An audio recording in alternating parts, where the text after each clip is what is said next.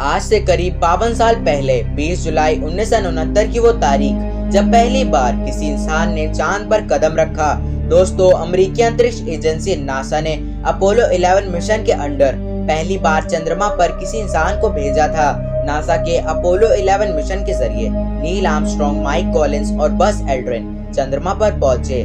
20 जुलाई 1969 का वो दिन हमारी पूरी ह्यूमन सिविलाइजेशन के लिए बहुत ही खास था, क्योंकि इस दिन मानव सभ्यता ने इतिहास में पहली बार इस धरती से निकलकर चांद पर अपना पहला कदम रखा। इसी मिशन के बारे में जानेंगे आज की इस वीडियो में कि आखिर कैसे 1970 के दशक में अमेरिका ने एस्ट्रोनॉट्स को चांद पर उतारा था। सो फ्रेंड्स, इस वीडियो को एंड तक जरूर देखेगा। तो चलिए शुरू करते हैं आज की इस नई वीडियो को। 20 जुलाई 1969 आज से लगभग 52 साल पहले की वो तारीख जब इंसान ने चांद पर पहला कदम रखकर इतिहास रच दिया था।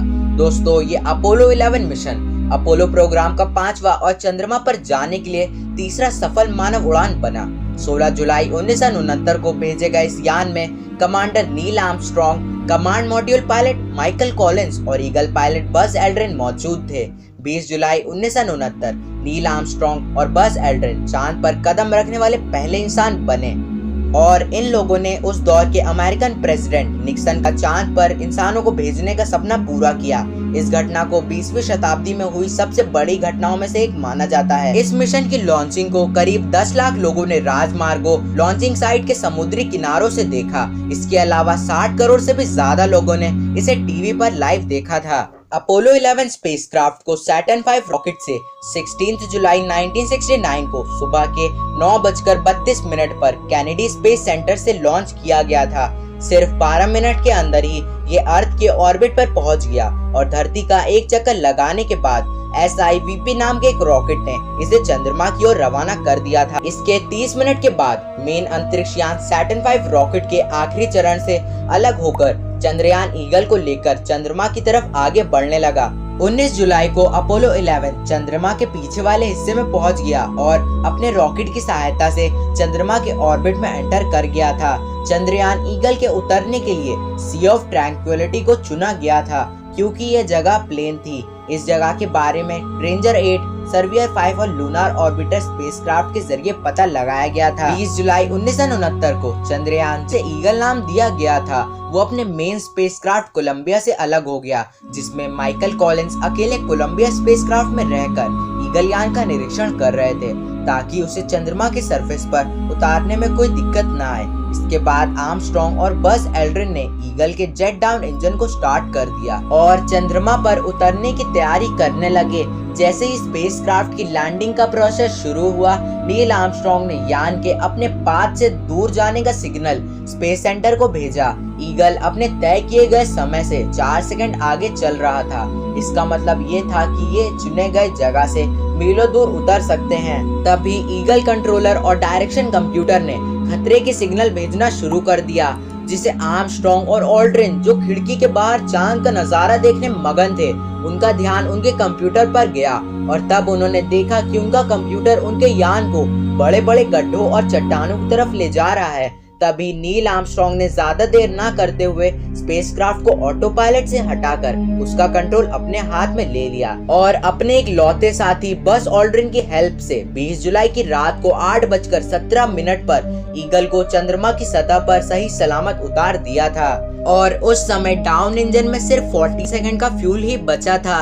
इसका मतलब ये था कि अगर जरा सा भी देर हो जाती तो उनके साथ कोई बड़ा हादसा हो सकता था, लेकिन किस्मत ने भी उनका साथ दिया और वो सही सलामत चांद के सरफेस पर लैंड करने में कामयाब हो गए। नील आर्मस्ट्रांग ने अपोलो 11 की लैंडिंग साइट को सी ऑफ ट्रैंक्विलिटी नाम दिया और ह्यूस्टन को मैसेज भेजा कि ह्यूस्टन, ये सी ऑफ ट्रैंक्विलिटी है, ईगल लैंड हो चुका है। चंद्रमा की सतह पर उतरने से पहले बज एल्ड्रिन ने एक मैसेज भेजा, जिसमें उन्होंने कहा कि मैं इस चंद्रयान का चालक हूँ। इस संदेश को सुन रहे सभी लोगों से मैं गुजारिश करता हूँ कि आप लोग कुछ देर मौन रहकर पिछले कुछ समय पहले की घटनाओं को याद करें और अपने अपने तरीके से ईश्वर का धन्यवाद करें और इस मिशन के पूरे हो जाने की भगवान से दुआएं मांगें। 21 जुलाई 1969 को अपोलो 11 के लैंड होने के 6.5 घंटे बाद रात के 2:46 पर चंद्रमा की सतह पर नील आर्मस्ट्रांग ने अपना पहला कदम रखा और कहा कि इंसान के लिए एक छोटा सा कदम है,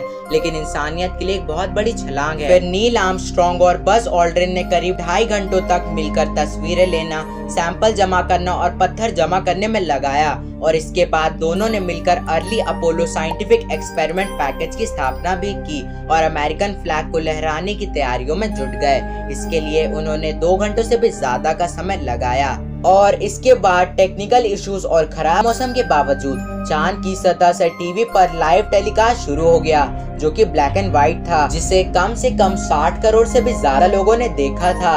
आर्मस्ट्रांग ने अपने यान ईगल की तस्वीर भी ली, जिसे उसके चंद्रमा की सतह पर उतरने के बाद के हालातों की जांच की जा सके। इसके बाद उन्होंने धूल और मिट्टी के कुछ और सैंपल्स भी इकट्ठा कर लिए और टीवी कैमरे से आर्मस्ट्रांग ने चारों ओर का एक दृश्य भी लिया था। दोनों ने ये बाद में बताया कि वहाँ की मिट्टी काफी महीन और पाउडर की तरह थी, जिसकी वजह से उन्हें चंद्रमा की सतह पर चलने में काफी दिक्कत हुई। इसके बाद दोनों ने अमेरिकन प्रेसिडेंट निक्सन से फोन पर बातें भी की थी। बज ऑल्ड्रिन ईगल में पहले वापस आए। उन दोनों ने मिलकर किसी तरह 22 किलोग्राम के सैंपल के बॉक्सेस और फिल्मों को यान में एक पुली की मदद से रखा था। आर्मस्ट्रांग उसके बाद यान में पहुंचे। उन्होंने चंद्रमा की सतह पर बहुत सारा human waste, equipments, American flag और एक सिलिकॉन डिश छोड़ आए थे।